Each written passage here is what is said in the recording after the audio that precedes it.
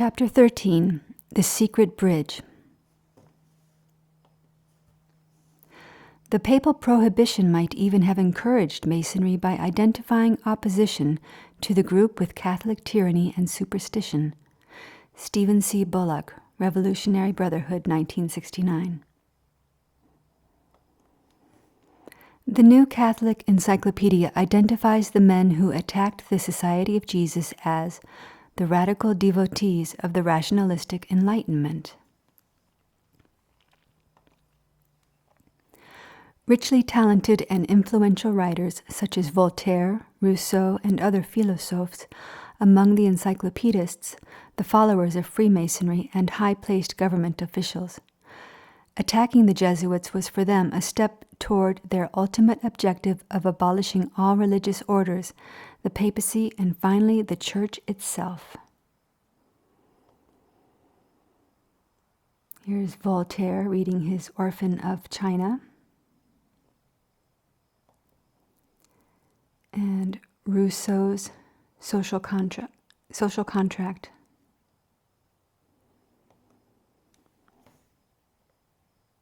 The masterpiece of the encyclopedists, most of whom happened to be Philosophes, was the monumental Encyclopedia of Sciences, Arts, and Trades, 1743 to 1751. The encyclopedia was the flame of the Enlightenment, the fulfillment of Cardinal Wolsey's dream of flooding the world with print containing learning against learning. It brought so much learning, secular learning, as learning scriptural learning, that it became its own paradigm demanding radical change in existing norms. The Enlightenment called for a new age that placed reason above any church, above even the Bible. The New Age issued in the elegant neo-Gnostic religion of Deism, the thinking man's alternative to Roman Catholicism and its imperious hold on the human conscience. Nowhere was Deism more methodically practiced than around the altars of Freemasonry, as the great Masonic scholar Albert Pike put it. Here, wrote Pike in his influential Morals and Dogma, 1871, the Christian, the Hebrew, the Muslim, the Brahmin, and followers of Confucius and Zoroaster can assemble as brethren and unite in prayer to the one God who is above all gods. The brethren prayerfully climb the Gnostic pyramid of successive illumination until, hopefully, a oneness with the Supreme God is attained. As Pike explained, the deists, like the papacy, looked upon the Bible as something of a stumbling block. The Freemason does not pretend to dogmatic certainty, nor vainly imagine such certainty attainable. He considers that if there were no written revelation, he could safely rest the hopes that animate him and the principles that guide him on the deductions of reason and the convictions of instinct and consciousness. He studies the wonders of the heavens, the framework and revolutions of the earth, the mysterious beauties and adaptations of animal existence, the moral and material constitution of the human creature so fearfully and wonderfully made, and is satisfied that God is. Most of the Philosophes, including Frederick the Great, the Protestant king of Prussia who subsidized the entire encyclopedia project, were deistic brethren, as were the high-placed government officials who pushed for the disestablishment of the Jesuits. All the Bourbon monarchs employed as their official advisors ardent members of the lodge, to use Professor Martin's phrase. The Marquis de Pombal of Portugal was a Mason. Charles III's advisor, the Count de Aranda, Louis XV's minister de Thillot, and Duc de Choiseul, as well as Maria Theresa's Prince von Kaunitz and Gerard von Swieten, all belonged to the secret brotherhood. Since it was no secret that the Enlightenment aimed to make Roman Catholicism passé, Pope Clement XII promulgated in 1728 the Constitution In Eminenti, which appeared to condemn Freemasonry, Freemasonry thusly: Freemasons of whatever sect or religion confederate together in a close and inscrutable bond, according to secret laws and orders agreed upon between them, and bind themselves as well by strict oath taken on the Bible as by the imprecations of heavy punishments to preserve their mysteries with inviolable secrecy. The great mischiefs which generally accrue from secret bodies are antagonistic to civil and canonical laws. Wherefore, by the advice of the cardinals and our mere motion, and from the plenitude of the apostolic power, we do condemn and prohibit the meetings of the above-named Society of Freemasons. We strictly command that no one, under any pretext or color, dare to presume to promote, favor, admit, or conceal in their house members of assemblies of this abominable order, nor in any way aid or assist in their meeting in any place, or to administer medicine to them in their sickness, or in any manner, directly or indirectly, by themselves or others, afford them counsel or help in their hour of trial and affliction, or persuade others to join their order. While Eminenti's stern rhetoric, which was renewed by Benedict XIV in 1751, seems to dig a wide ocean between Catholicism and Freemasonry, its fruits tell another story. Why, for example, were the Bourbon monarchs, all of them Roman Catholic, never penalized or excommunicated for admitting, promoting, and favoring Masonic advisors? And why, a decade after the Marquis de Pombal had shipped the Jesuits out of Portugal, did Clement XIV send an appeasing nuncio to the Portuguese court, elevating Pombal's brother to bishop, and confirm all Pombal's nominees in bishoprics? The answer, of course, is contained in the bull's title, which provides that absolution from penalties or excommunication is reserved to Pontifex Maximus, that is to say, associating with the abomination of Freemasonry, if done for a cause valuable to the papacy, such as weakening the Jesuits to the point everybody assumes they're no longer a threat to Protestantism, will be absolved by the papacy. Given the historical context, does any other answer make sense? The leading Jesuit bashers were not only Freemasons, they were also the product of Jesuit learning against learning. It was the Ratio Studiorum, the Medici Library's Gnostic wisdom, absorbed in an ambiance of casuistry, equivocation, mental reservation, and obedience of the understanding, combined with smatterings of Holy Scripture, usually filtered through the commentaries of church doctors, that had turned 2 centuries of Jesuited students into secular Philosophes. The Ratio Studiorum dictated the form and scope of the Encyclopédie, which in turn codified the Enlightenment paradigm, whose deistic litany was preached around the altars of Freemasonry. Hold Freemasonry up to the light, and you cannot help but see the Black Papacy's watermark.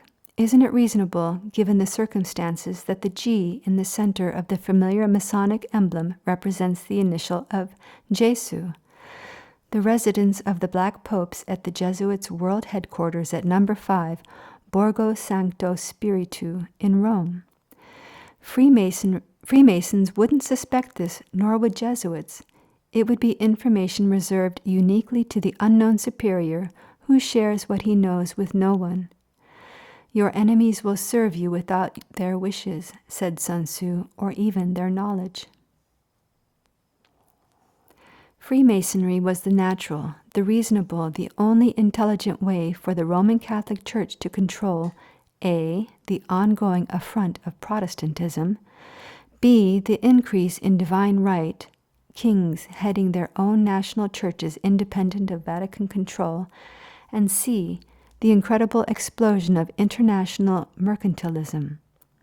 Like the aquatic creature whose mouth resembles a comfortable resting place to its prey, the lodges were a sagacious recycling of the old Templar infrastructure into a dynamic spiritual and economic brotherhood that gave Protestants, Jews, Buddhists, Muslims, agnostics, and anyone else an opportunity to build a better life outside Roman Catholicism, yet still under the Church's superintending eye.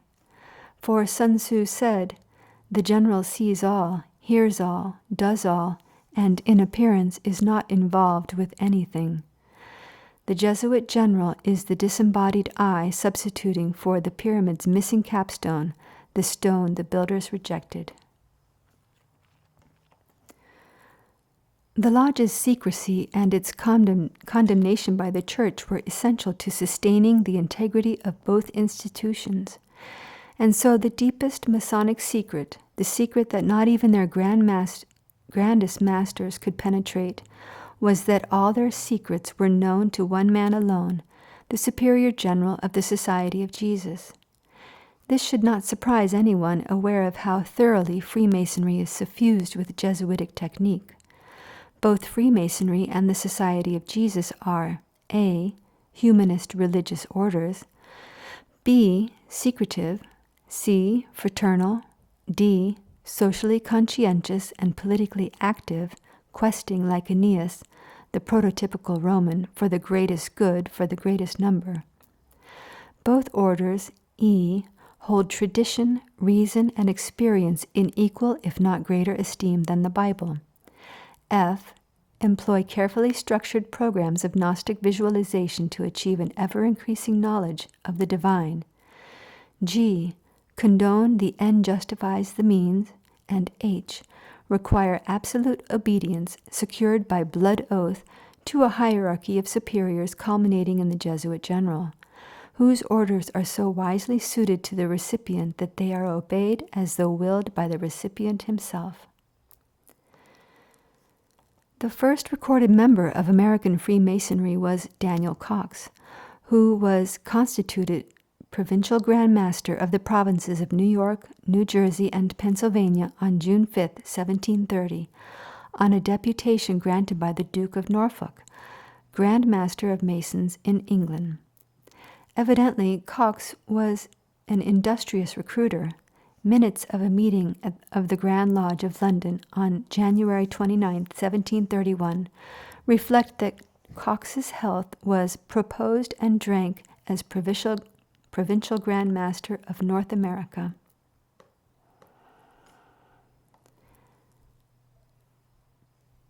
Let's see, I think I'm a little behind here. Daniel Coxe was actually a junior according to Sidney Hayden's Washington and his Compeers, 1868. He was the son of Dr. Daniel Coxe of England, who was physician to the Queen of Charles II.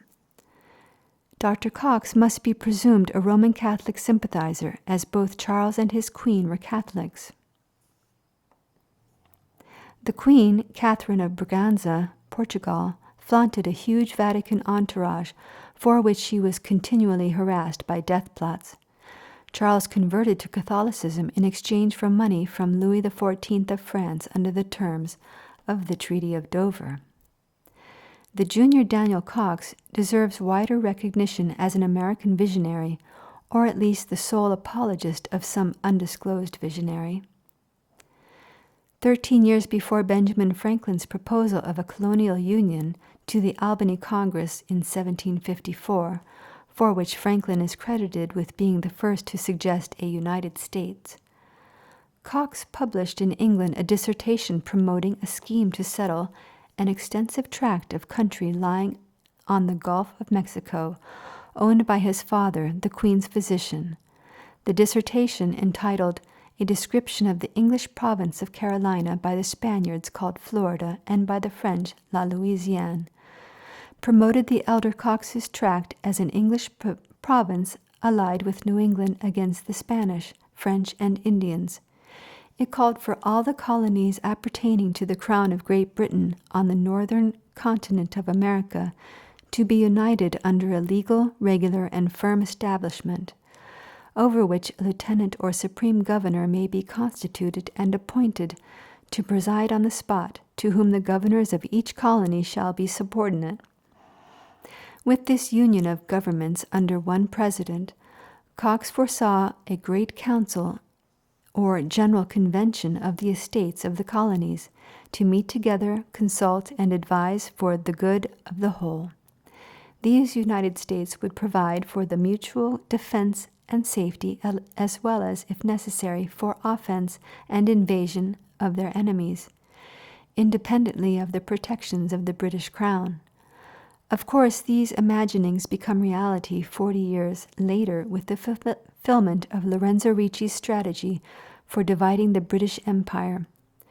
Considering the elements involved, lands owned by the Catholic Queen's physician, lands managed and promoted by the physician's son, who is a Freemason deputed to generate an American brotherhood by the 8th Duke of Norfolk, who himself was a member of England's premier Roman Catholic family. Coxe's dissertation appears to be the earliest formatting of the colonial conscience to divisive thinking by agents of the Black Papacy. The Duke of Norfolk, Grand Master of Masons in England, was also known as Thomas Howard, Earl of Arundel. His nephew Henry, Lord Arundel, occupied Wardour Castle near Tisbury in Wiltshire at the time of Clement XIV's disestablishment of the Jesuits. We shall see how, in the autumn of 1773, it was to Lord Arundel's castle that John Carroll repaired when civil authorities closed down the Jesuit school in Liège, Belgium, where Carroll had been teaching. For a year, Carroll stayed at Wardour, serving as the Arundel family's tutor and chaplain before sailing for America to participate in the Revolution. 33rd degree Masonic scholar Manly P. Hall, in his Gnostic extravaganza, Secret Teachings of All Ages, an encyclopedic outline of Masonic, Hermetic, Kabbalistic, and Rosicrucian symbolical philosophy, 1988, remarked that not only were many founders of the United States government Masons, but they received aid from a secret and august body existing in Europe, which helped them to establish this country for a peculiar and particular purpose, known only to the initiated few. Most histories of the American government skim over the Masonic presence. Americans like their history told in high-definition icons of good and evil, liberty and tyranny, heroism and treason, might and right. They won't buy a heritage polluted by dark spots of mystery. Yet the greater part of American governmental heritage is almost wholly mysterious. The man best qualified to become our country's greatest historian, certainly the man with the most complete access to primary sources in the revolutionary cause, was Charles Thomson. An authentic classical scholar, a discreet Protestant steeped in Medici learning, Thomson was known as Perpetual Secretary of the Continental Congress. He inscribed minutes of every congressional session from 1774 until ratification of the Constitution in 1789. With William Barton, a Freemason, he designed the Great Seal of the United States of America. The choice of its Virgilian mottos is credited exclusively to Thomson. Among his contemporaries, Charles Thomson's name was synonymous with truth. So accurate were his minutes of Pennsylvania's negotiations with the Delaware Indians that the Delawares called him Wegwu La Mo End, the man who talks the truth. When he would take his daily reports of congressional proceedings to the streets, eager mobs would cry, "Here comes Charles Thomson, here comes the truth." Once the Constitution was ratified, Charles Thomson retired to Harriton, the county home in Bryn Mawr. He destroyed his personal papers relative to the creation of the new republic. An article by Kenneth Bowling in the Pennsylvania Magazine of History and Biography, 1976, says that Thomson actually wrote a lengthy history of the Revolution, which he also destroyed. Thomson biographer J. Edwin Hendricks of Wake Forest suggests a fate other than destruction, alluding to the persistent rumors that Thomson papers are in Pennsylvania Masonic records. Professor Hendricks assured me personally that numerous inquiries have failed to reflect Thomson's membership in Pennsylvania Masonry.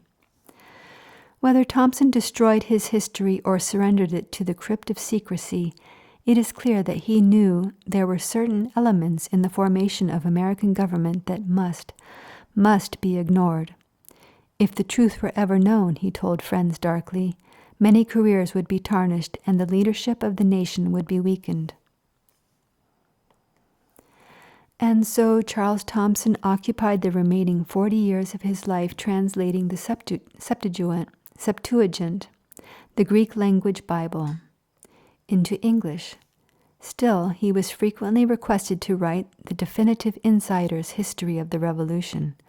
Dr. Benjamin Rush overheard Thomson reply to one such request and recorded it in his diary. "No," said he, "I ought not, for I should contradict all the histories of the great events of the Revolution, and shew by my account of men, motives, and measures, that we are wholly indebted to the agency of Providence for its successive issue. Let the world admire the supposed wisdom and valor of our great men. Perhaps they may adopt the qualities that have been ascribed to them, and thus good may be done. I shall not undeceive future generations." What I believe Thomson was meaning to say is simply that no historical account of the American Revolution can be truthful unless it discloses the role played by the agency of Providence. Notice that Thomson does not use the word providence alone, which was understood in his day to mean God or Christ. He does not say we are wholly indebted to God, we are wholly indebted to Christ, but rather to the agency thereof. If Thomson knew the word agency was a synonym for vicar, and I can't imagine that a professional linguist wouldn't, and if he knew that the popes had been called vicars of Christ since the 5th century, and I can't imagine that a biblical scholar of his quality wouldn't, then Thomson was most likely saying, we are wholly indebted to the vicar of Christ, that is, the Roman papacy. But what a ridiculous statement to the post-revolutionary American mindset. Who would have believed such an outrageous notion coming from even the man who talks the truth? The embattled, degenerate, dying papacy could not possibly have effected the revolution. Anyone foolish enough to run with this idea would have crashed headlong into a wall of ridicule. For Thomson, there was no future in telling what he knew, since he chose not to undeceive future generations. The American people have lived according to histories that can be contradicted by truth. They have been served by careers and leaders that truth could tarnish and weaken. They seem comfortable in their deception, which is generally the case among consenting subjects to Roman rule.